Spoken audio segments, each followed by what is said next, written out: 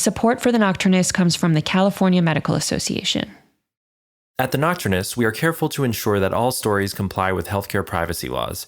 Details may have been changed to ensure patient confidentiality. All views expressed are those of the person speaking and not their employer.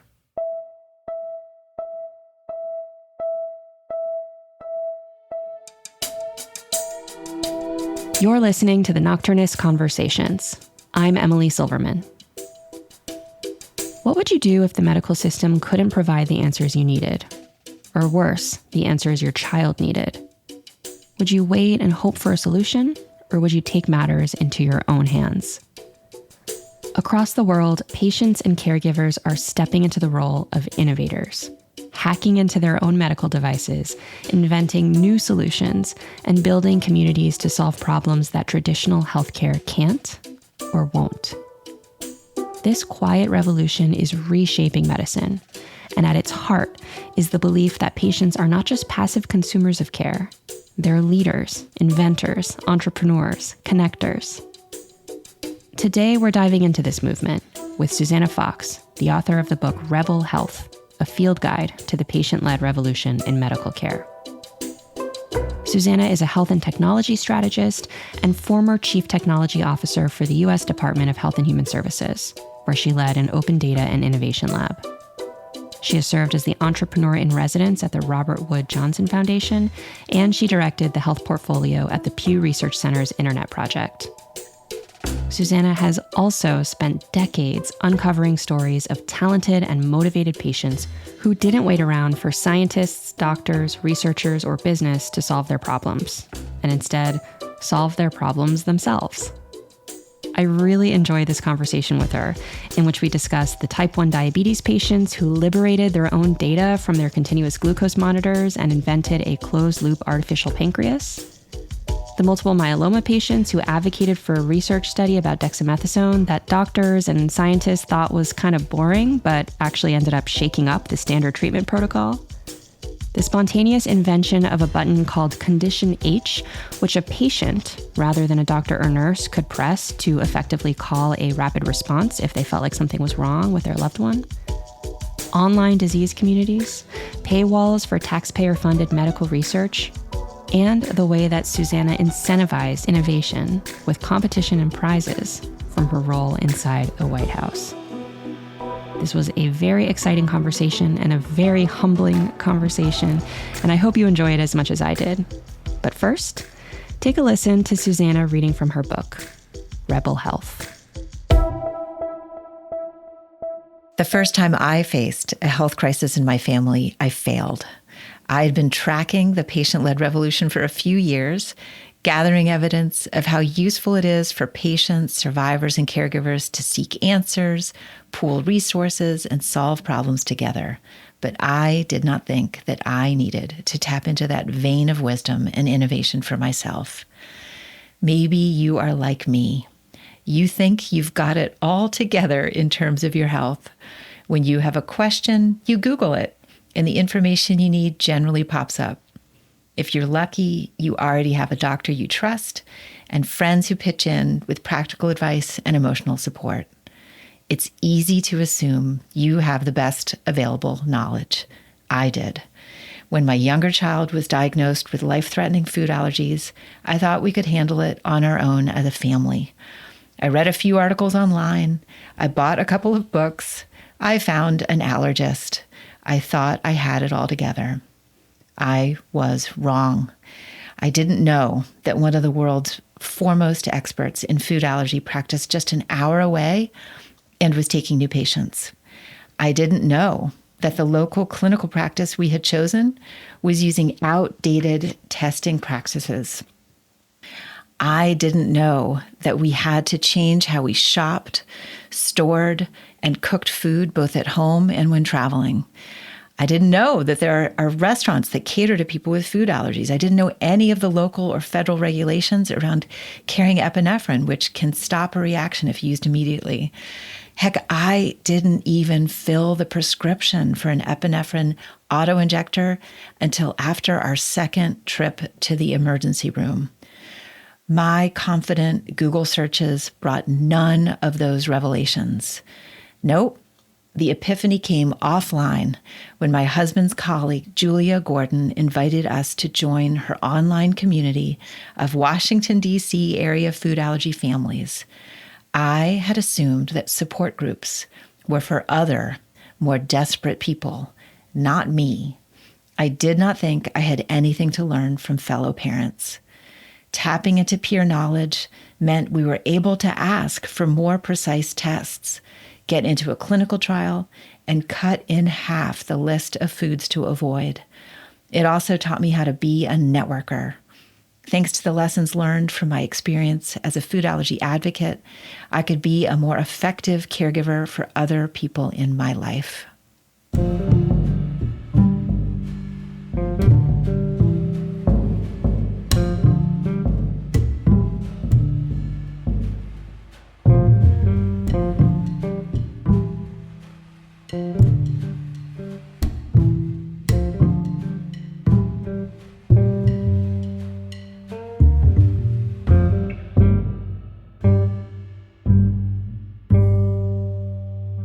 I am here with Susannah Fox. Susannah, thank you for coming on the show. It's a pleasure. So, Susannah, in this book, you document patient-led advances in care, many of these patients operating on the margins of the mainstream medical system. This can be anything from inventing hardware, medical devices, tinkering in their home, inventing software, algorithms. It could be something like building support groups or communities. It's everything. It's hard skills, it's soft skills, it's people, it's technology. And I had such a blast just tearing through this book and hearing all of the stories and anecdotes that you put together from what you write is more than 20 years of interviews and surveys of patients, survivors, caregivers. Tell us how you came to this work. Was it related to the personal family issue that you just read about, or did you get interested some other way? And how did this all get started for you? I was lucky enough to jump through the window of opportunity that the internet presented in my 20s. I learned how to build websites, and I got to work with a lot of the pioneers of that early web. And I saw and frankly fell in love with the democratization of access to information and data that I saw back in the 90s when dinosaurs roamed the internet. And when I switched gears and became a researcher, my assignment was to look for areas of American society that were being deeply changed by technology. And that first year, I looked at banking, I looked at privacy and security, and I looked at healthcare. And I fell in love with healthcare. This amazing opportunity for people to have access to the information that had been previously locked up and kept out of reach. And crucially, the opportunity for people to have access to each other.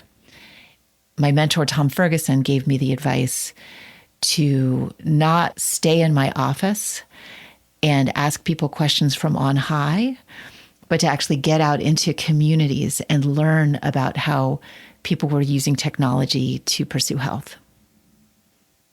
And you talked about how you got into this through the internet and technology, but the idea of patient-driven movements in health is not new. There are many examples across history of this happening. You mentioned in the book AA, Alcoholics Anonymous. You mentioned La Leche League with breastfeeding. Obviously, the ACT UP movement with HIV was huge and incredibly influential. Tell us about these pre-internet movements and how they lay the groundwork for some of the things that are happening now. Something that I noticed in my fieldwork is that when someone falls off the conveyor belt of mainstream healthcare, they have a couple of choices. They could lie there on the floor and give up, or they could stand up and try to find a way out. And if they are able to gather together with other people who feel invisible or are being ignored, if their issues are not being addressed by mainstream healthcare, then they gather together to try to navigate toward health. And in the age of the internet, we see people doing that online. But this is human behavior that has been going on since the dawn of time, I'm quite sure. I decided to put in my book a timeline that was essentially the 20th century.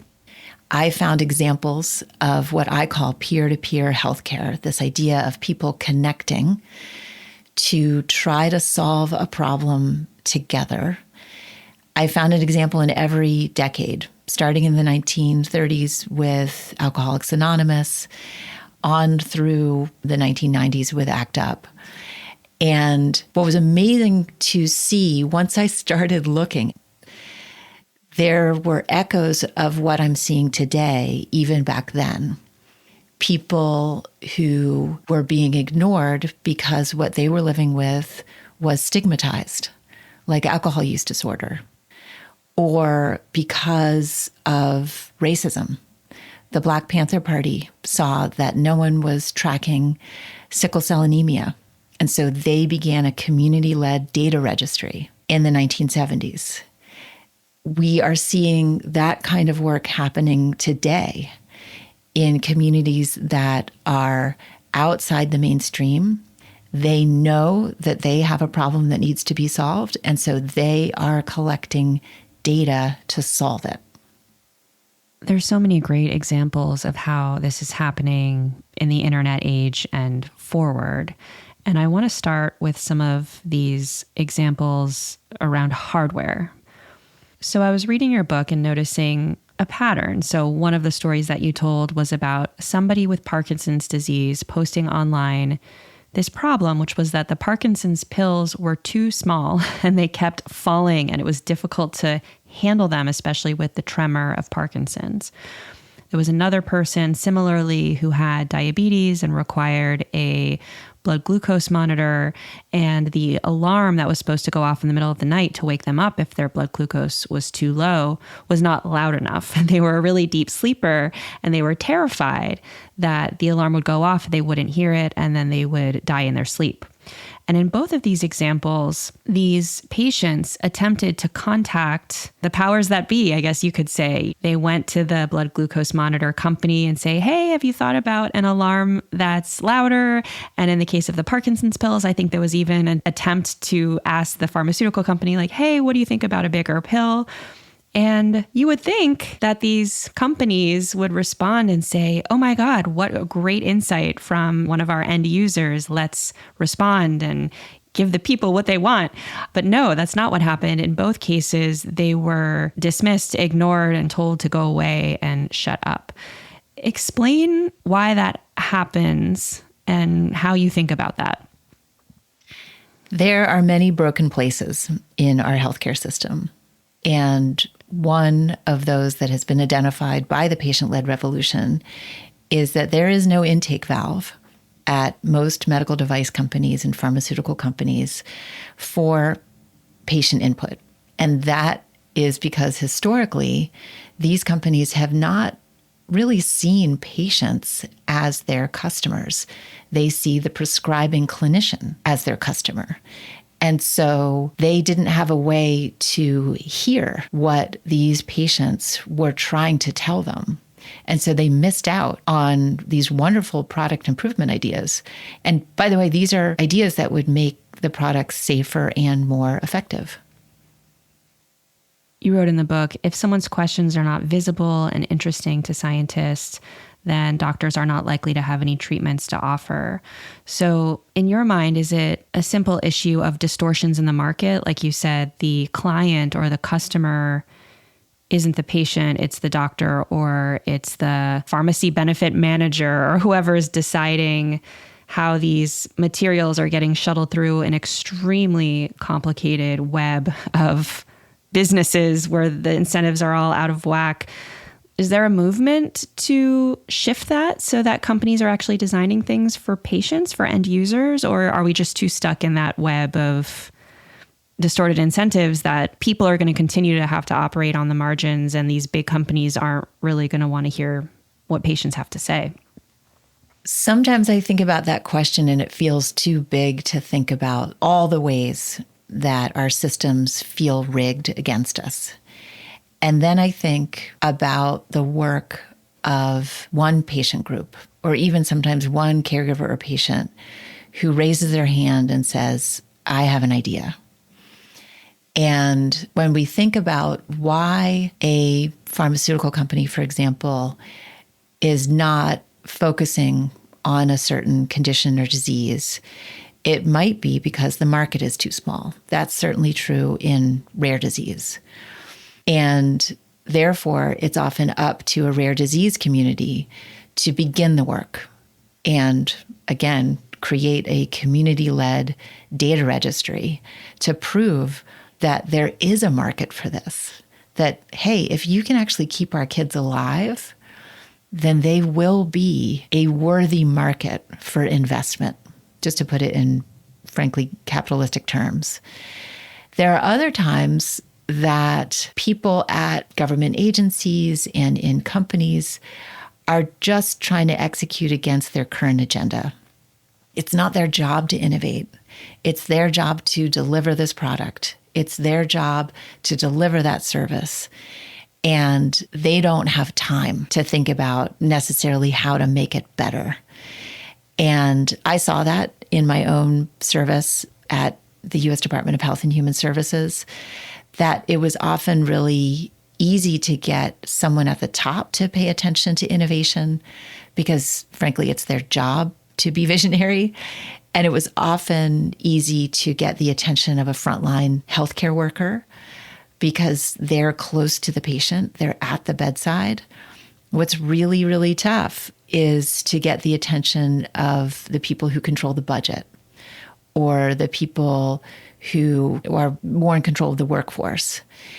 And one reason I wrote my book was to give people language to describe the value of what outside innovators can bring to these conversations that actually really would have to do with the bottom line and with the delivery of care. And for the audience, just echoing that, if you take a look at this book, there are stories and recounting of different incidents and episodes that have occurred over time, but there's also a lot of really practical strategic advice with little boxes with tips on, just like you said, language to use, who to direct your efforts toward, and things like that. So in a way, this book serves as a handbook for people or patients who are trying to have their concerns heard. So back to the Parkinson's pills and the blood glucose monitor. For the Parkinson's pills, we ended up seeing some innovation online where somebody saw something on social media and then they 3D printed a new pill dispenser or something like that. You can correct me if I'm wrong, but really just grassroots invention. The diabetes story is much more rich. The whole blood glucose monitor, algorithms, artificial pancreas. And there have been many different groups that have worked toward improving that technology. You mentioned in the book, Open APS, Night Scout, Bigfoot Medical. I know probably a whole book could be written about that, but can you give us a taste of that community and the diabetes DIY community and some of these swashbuckling stories of people just hacking into their own devices and innovating on their own? I love, by the way, that you picked out these two hardware stories of the Parkinson's pill challenge and the diabetes device challenge, because that is the two sides of hardware innovation. One is something, just a quick note on the Parkinson's pill issue. It turns out that there are many, many people who struggle with tiny pills and a tremor or low dexterity. And so this is something that once you start looking, you see many, many people who are struggling with different pill cases and different ways to manage their medications. So that's a market opportunity that we now see thanks to patients and caregivers really demanding to be heard on social media. As for the Diabetes Rebel Alliance, I really think of them as the full stack of what I'm talking about. They are people who are deeply dissatisfied with the status quo. It is life or death for them.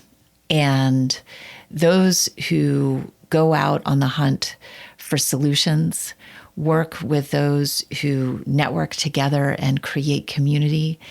I'll tell a story about Dana Lewis, who was the young woman that you were describing, who was a very deep sleeper. And she wrote to the device company, and that device company missed the opportunity to hear from Dana and make that continuous glucose monitor's alarm louder. But happily, she's part of an online community of people who were sharing ideas about how to improve these devices. And she saw a message from an engineer dad named John Kostick, who realized that he could free the data from his son's CGM and send it to his Apple Watch, so that when he set an alarm in the middle of the night to go check on his kid, he didn't have to stumble down the hallway to look at the screen of the monitor. He could just roll over, look at his own Apple Watch, and see that his son was in range and go back to sleep. Huge improvement.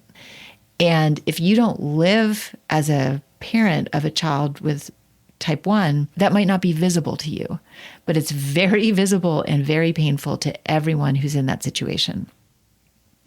And so by essentially being able to jailbreak the CGM, John Kostick set off a cascade of innovation for diabetes devices, because once the data was free from that device, it could flow to where it needed to go, to a parent's Apple Watch, to be able, for example, to let that child go on a sleepover at grandma's house. Whereas in the past, you wouldn't have trusted grandma necessarily to make sure that the child was doing okay in the middle of the night.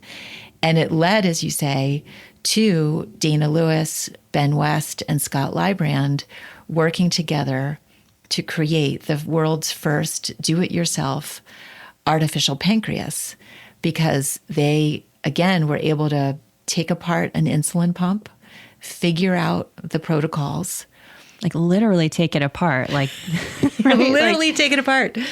Well, that's what you have to do to really understand a device. And Ben West had done that work because he was, again, someone who was an engineer who was bringing the expertise from his life into his expertise as a patient living with diabetes. What's really important is that they did all of this amazing swashbuckling DIY diabetes device work in consultation with their clinicians. They knew that they were already in pretty good control of their diabetes because they were already doing all the math.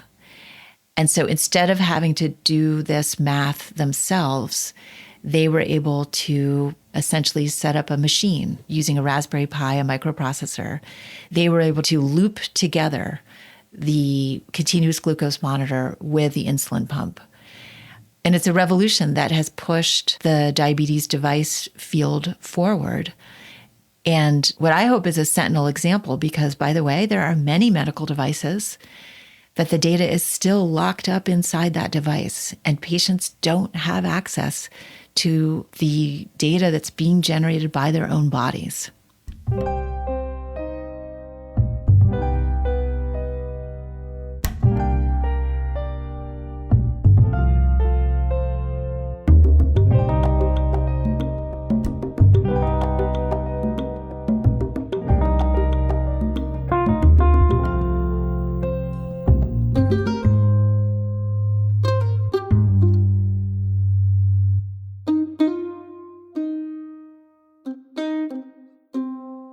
One of the groups you talk about is Bigfoot Biomedical. Talk about that word, Bigfoot. Where did that come from? Because I think that's kind of telling. Brian Maeslish was a dad like John Kostick, who had a kid with type 1 diabetes, and they were lucky enough to have a continuous glucose monitor. And Brian's wife, Sarah, is a clinician, and she also lives with type 1. He was a very early hacker into diabetes devices, but the first part of his career was in a very regulated industry of finance. And so he decided not to share what he had created openly online. He took it to researchers and took it to the FDA, all of whom said, shut this down. You should not be doing this. So he didn't share it with other patients, but he did create a monitoring device and a DIY artificial pancreas system at home just for their little family. And other people heard rumors about what Brian had done. And Wired magazine called him the Bigfoot of diabetes, someone who is rumored, but nobody has ever met. And what I love about that story is that eventually Brian did start a company, and they couldn't resist calling it Bigfoot Biomedical because it's a great name. And it's an example of how innovation can happen at home, at the kitchen table. And because this is a highly regulated industry, people could keep their innovation close to the vest and want to get a patent on it. And that is definitely one way to pursue innovation and go through the regular channels. Whereas the Diabetes Rebel Alliance was more likely to share openly so that hundreds and then thousands of people benefited right away from the innovations that Dana Lewis, John Kostick, Ben West, and others created. Were the big device manufacturing companies working on a closed loop algorithm for an artificial pancreas, and it was just that the patients were so invested that they cracked it sooner? Or was there a sluggishness inside the device companies, like they weren't even really trying to do it and then the patients did it? Because you would think that the companies would want that too. The companies absolutely want it. And this dream of an artificial pancreas system is something that medical device companies have been working on. And again, I have empathy for people who are working in highly regulated spaces. They don't have the freedom to do these experiments. I remember talking with a dad of a child with rare disease. And that dad said, in my house, I am the FDA. And that is true, that within your own household, you can make decisions for yourself and for your family members that a medical device company cannot make. They have to wait and do all of the testing and make sure that it's perfect before it can be launched into the market. And the battle cry of the diabetes rebels is, we are not waiting. What they say is, we are not waiting for industry to innovate. We are not waiting for the government to save us. We are not waiting for clinicians and scientists to come up with a cure. Our kids and we are suffering now, and we are going to create a way out of no way. Ooh, just got a little chill when you said that. So we've talked about devices a bit, and I want to move toward other types of patient-led innovations because there are so many amazing stories here. Tell us the story of a physician named Don Berwick, who was the CEO of the Institute for Healthcare Improvement, inviting a person named Sorrel King to Baltimore in 2001. And there was something that transpired on stage in front of a crowd that became kind of legendary. Tell us what happened. Don Berwick is a great example of a champion for patients and survivors and caregivers having access to the data and information they need to take care of themselves. And he knew that we needed to create radical change in the healthcare system for safety. Sorrel King herself was a mom of 4 whose youngest child, Josie, at 2 years old, had been accidentally burned at home by very hot water, and through a medical error had died. She'd been given the wrong amount of medication, a classic never event. And instead of suing the hospital, the King family started the Josie King Foundation in Josie's memory to advocate for families being able to stop something that was hurting their family. Don Berwick invited Sorrel King up on stage when he was announcing a safety initiative that would allow Instead of only doctors being able to call in an emergency team, nurses would be able to call in that emergency team. And when he handed the mic to Sorrel King, she said, "Why couldn't families call in the emergency team?" And at first there was silence in the room because she said, "I believe that if I had been able to call in the team, I wouldn't be standing here today. I would be home with my daughter, Josie." And the crowd rose to its feet and applauded, and they changed the program and they created Condition H, which makes it easy for a family member to say, "My loved one is not getting the treatment they need. I'm not an expert in medicine, but I'm an expert in my loved one. And we need to stop and we need to recheck what's going on here." Yeah, this was one of my favorite parts of the book where you say, when the microphone was passed to King, she asked, "Do you think a patient or family member could push the button? Could they call the rapid response team to the bedside if no one was listening to them and they were scared out of their minds?" The audience began to applaud, some of them rising to give King a standing ovation. She went on saying, "I believe with all of my heart that if I had been able to call a rapid response team, my daughter Josie would not have died. She would be 6 years old and I wouldn't be standing here today." She handed the microphone to Berwick to sudden and complete silence. And they made it. Condition H was made. Is it pretty prevalent? Because I will say I've worked in a couple hospitals and I haven't seen it. And so I'm curious, how much did Condition H take across the country? It started in the Pittsburgh area and it has rolled out nationwide. And I tell a story in the book about how someone that I am connected to through social media was able to trigger and use Condition H down in Alabama when her mother was dying before her eyes because she was being given the wrong medications. And I was surprised to hear the story because it turns out she had read about Condition H on my blog. And then it caught her eye while she was sitting at her mother's bedside, worried about how she was going to get someone's attention. She happened to see a placard hanging on the door for Condition H. And the more that we can empower caregivers to be able to trigger that kind of rapid response, the better. There were a couple of other stories in this book that I think highlighted to me the blind spots that the medical community has. You talked about the father not wanting to get up out of bed, go to their kid's room, check the device, how much easier it is just to roll over in bed and check your Apple Watch. That's not a problem that the medical community would necessarily pick up on because they're not living it. And there were a couple of other examples. So one of them was an information kiosk for patients newly diagnosed with migraine.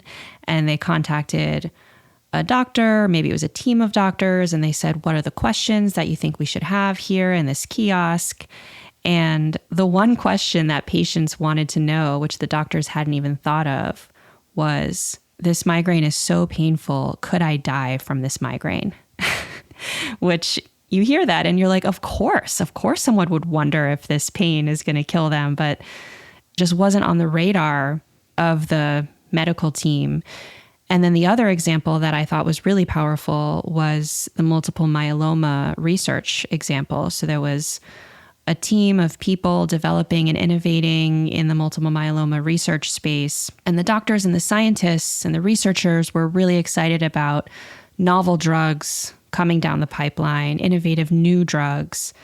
But actually, the patients were much more focused on the use of dexamethasone and the side effects of it, the potential risks of it being used, and they wanted a clinical trial comparing a high dose and a low dose. And I think there's even a quote in your book where this patient advocate communicates this to the doctor or the researcher, and they respond, "Well, that sounds kind of boring."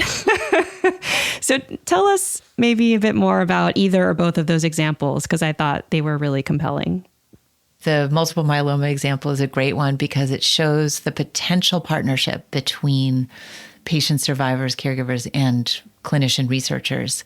Michael Katz had been diagnosed with multiple myeloma and had survived long enough to be able to start and help run very early online patient communities. And so he was talking with hundreds and thousands of fellow patients and talking to them online about their worries, about the side effects.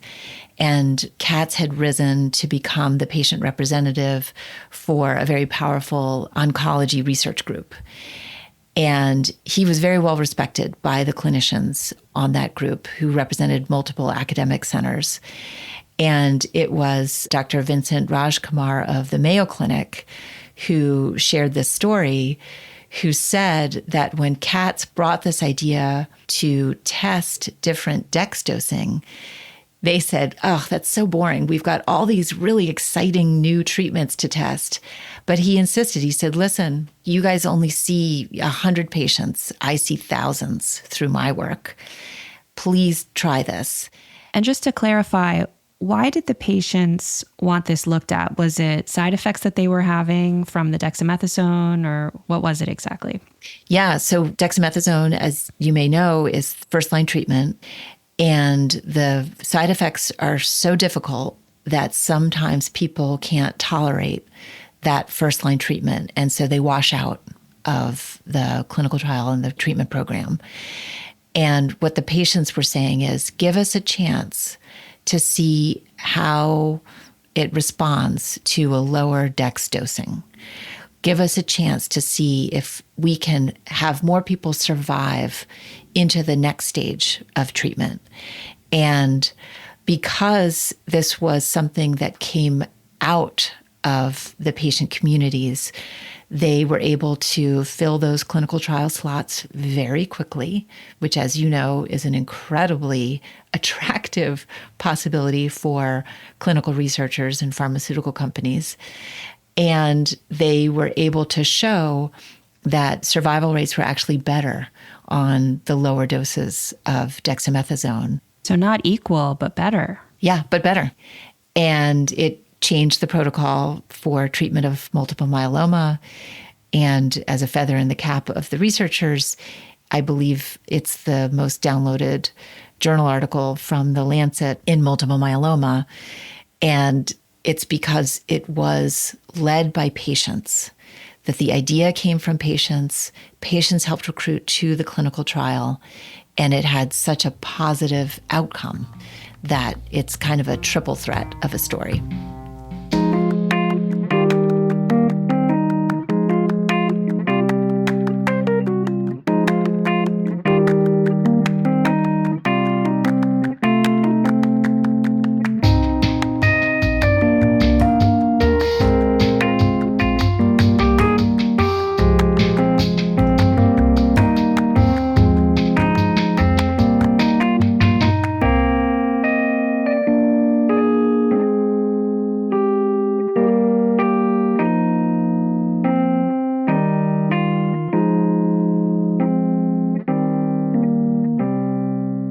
I want to talk about the internet and social media, because a common refrain that I used to hear, I actually don't hear it as much anymore, but there was a period of years where I heard this a lot.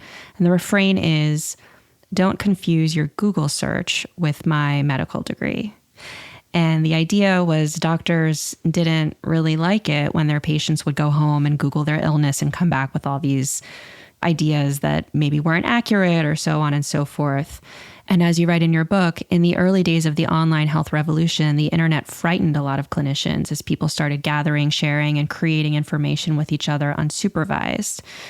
And then you write also in the book, instead of trying to shut down patient-led conversations, telling people not to go online and driving them underground, there should be stable, safe platforms with fact-checking guides and other resources. How do you think about online communities, the risk of non-fact-based information, wrong information that could cause harm, making sure that the information has as much integrity as possible, while also acknowledging that there's a huge gray area of things that are not really known. And so information, misinformation, like sometimes it's even hard to tell. So how do you think about that moderation question?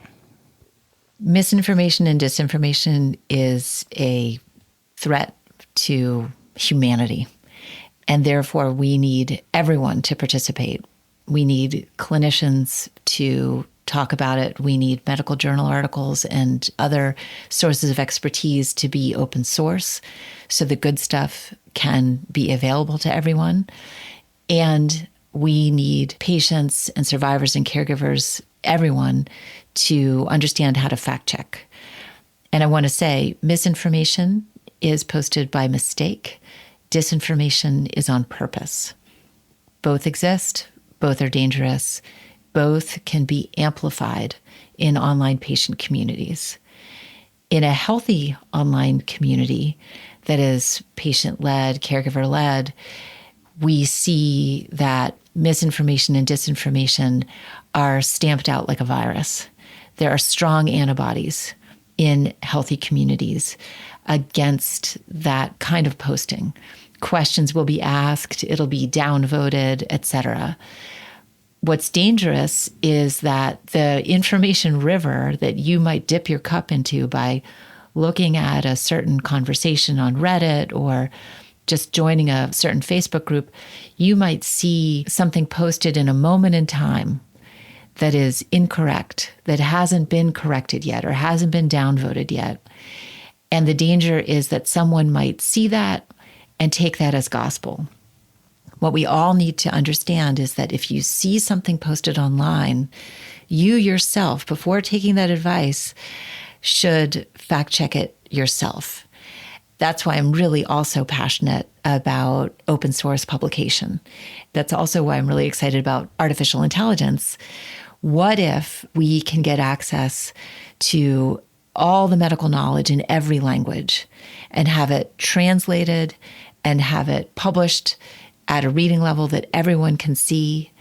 And of course, the flip side with artificial intelligence is that it's going to become even more dangerous, that disinformation is going to be weaponized. Again, let's get patients involved in the creation of generative AI tools and not make the same mistakes of the past, driving them underground, denying that they're going to use this stuff. Help me understand why today so much medical research is locked away. There are paywalls. Is that a business model thing? You tell the story in the book about this man, Edwin Murphy. He's a 58-year-old insurance agent. This was, I think, decades ago, before the internet. And he had a chronic hip injury and saw this physician who recommended a new surgery. And he wanted to, basically the pre-internet version of Googling it would be finding the medical journal. And he couldn't find it. He couldn't access it. And he was so desperate to access the information to inform his decision that he ended up impersonating his physician and ordering it under his doctor's name in an attempt to get it. So clearly, this is a problem that's been going on for a long, long time. Just ordinary people not having access to the research, to the data, to the information. Why are there paywalls?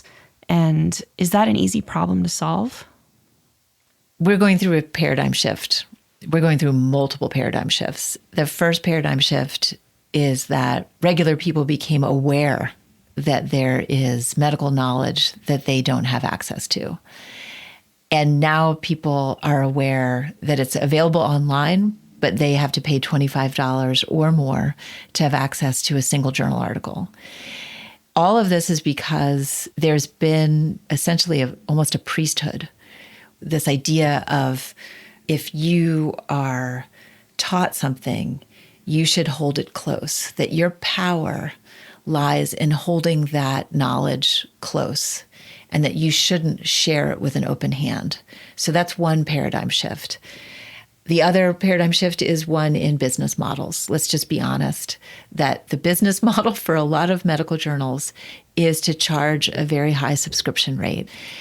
We're going to have to figure out a new business model for this work because the future is open. And humanity is going to benefit the more open we are with medical journal publication, with access to data of all kinds. And we're living through this uncomfortable change. I like to say I'm from the future. I'm just here to tell you what is going to happen.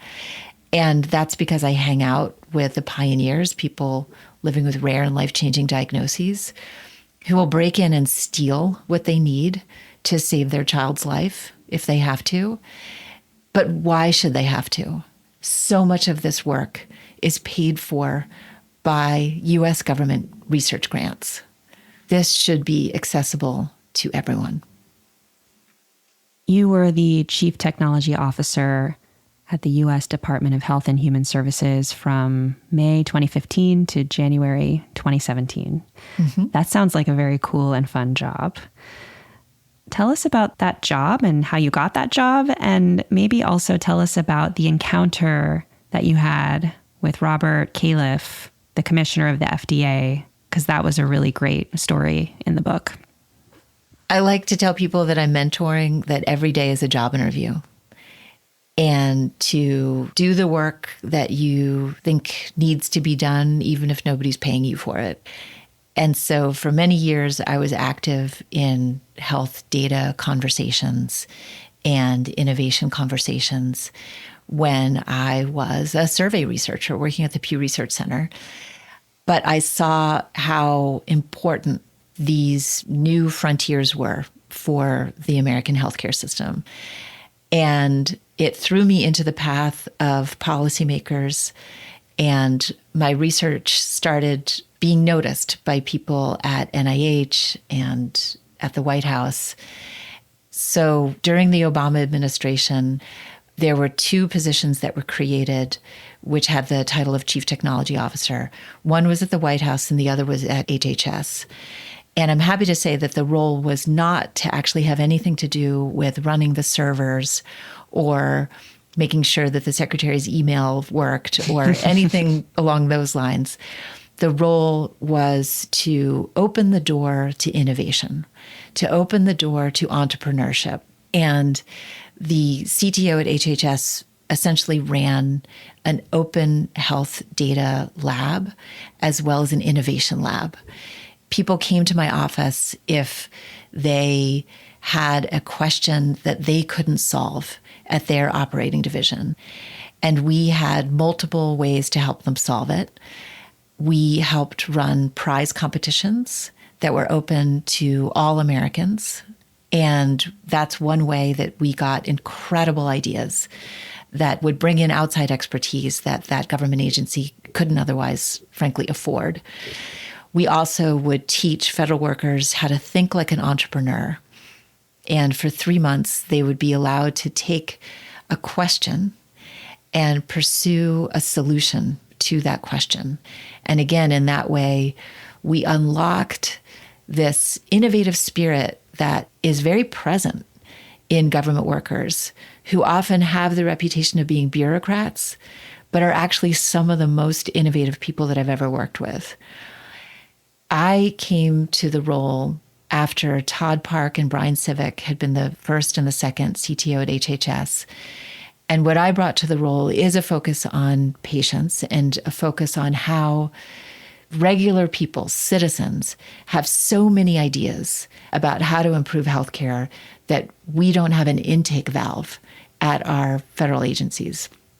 And I was especially impressed by people living with disability, living with low dexterity or low vision, and how they were able to invent hardware to help them live in a way that they otherwise couldn't. One day, I had the opportunity to explain what I was thinking about to Rob Califf, who was then and now the commissioner of the FDA. And I described how, in thinking about medical devices, you can think about how there are high barriers to entry, and then there are medical devices with a very low barrier to entry, meaning you could make them with duct tape and popsicle sticks. And then you can think also about how some assistive and medical devices are created for one person and others are for a wider audience. And in describing this, I realized that I felt like I was explaining batting practice to Joe DiMaggio. Here was someone who has deep expertise in cardiology, who had been involved in the creation of medical devices. And I was trying to tell him about how a caregiver could make something at her kitchen table for her child with low dexterity, and how it actually might have implications for assistive devices more broadly. What I loved is that Dr. Califf listened, and I talked about how these ideas can bubble up from patients and caregivers, and they can be adapted and applied to innovations elsewhere. And because of the internet, those ideas don't have to stay trapped at home and trapped in the notebook of an inventor. They can actually fly free and maybe be taken up by someone who has the funding, who has the materials, who has access to testing and labs. And this innovation could really make a difference in people's lives. I'm really glad to say that he's someone who is so open to the possibility of learning from other people that he said, in all the years that I've spent in healthcare, I've never considered anything other than the top right quadrant, meaning the high barriers to entry application widely. He had never really thought about the N of 1 trials that people are creating at home. And that's my passion, to open up the vista for everyone to see the possibilities, that everyone has something to learn and everyone has something to teach. Yeah, and for the audience to help you visualize it, Susannah puts a diagram in the book. So the x-axis goes from n equals 1 to infinity, and then the y-axis goes from low barrier to entry to high barrier to entry. And then Dr. Califf says, I had never considered anything other than that top right quadrant. So just such a great example of how having you there with your perspective, pushing these ideas can make a difference.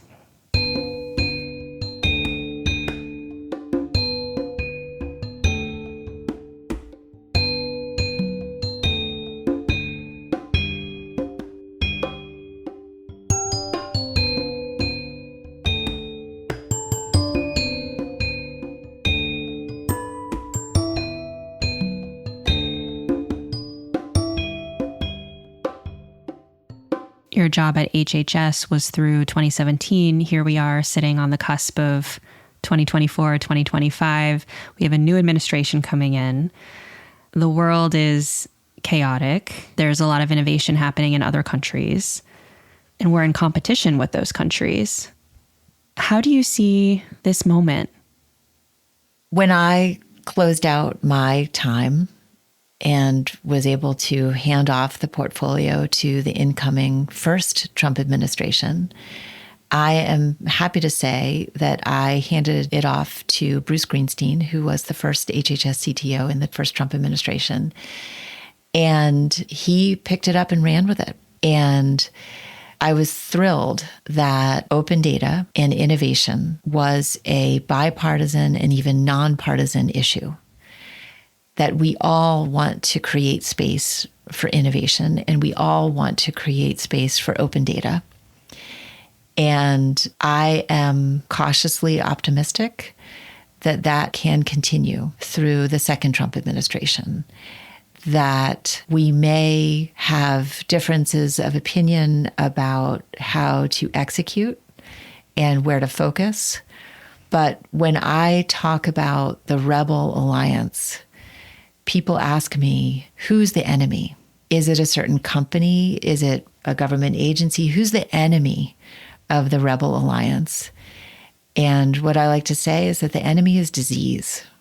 And as humans, we all need to gather together and create space for innovation wherever we can find it, whether it's in the lab or at the bedside or at the highest levels of government.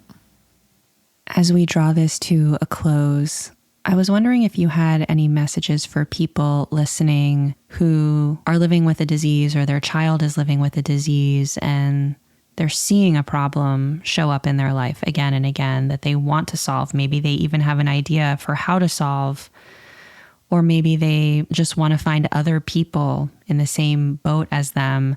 I know there's a ton of practical wisdom in this book, and I really do encourage people to pick up the book. But in this moment, any messages of advice or wisdom that you'd want to share with somebody like that? Yes. And this is also for clinicians who are struggling, who may also be feeling alone and isolated. And that is, there are people who would love to help you if only they knew how to find you. It takes courage to raise your hand and say, I have a problem and I need help. Find the courage, borrow the courage, describe the problem that you're having with as much detail as you can, because you will be a beacon on the horizon for someone else to sail towards. And when you find each other, you won't be alone, and you'll be able to hopefully gather the resources that you need to either find a solution that already exists or create one for yourselves. I have been speaking to the amazing Susannah Fox. Susannah is the author of Rebel Health, a field guide to the patient-led revolution in medical care. Susannah, this has been a pleasure. It's so nice to meet you. Thank you. This episode of The Nocturnist was produced by me and John Oliver. John also edited and mixed. Our executive producer is Allie Block. Our head of story development is Molly Rose Williams, and Ashley Pettit is our program manager. Original theme music was composed by Yosef Monroe, and additional music comes from Blue Dot Sessions. The Nocturnist is made possible by the California Medical Association, a physician-led organization that works tirelessly to make sure that the doctor-patient relationship remains at the center of medicine. To learn more about the CMA, visit cmadocs.org. The Nocturnist is also made possible by donations from listeners like you. Thank you so much for supporting our work in storytelling. If you enjoyed this episode, please like, share, subscribe, and help others find us by giving us a rating and review in your favorite podcast app. To contribute your voice to an upcoming project or to make a donation, visit our website at thenocturnists.org. I'm your host, Emily Silverman. See you next week.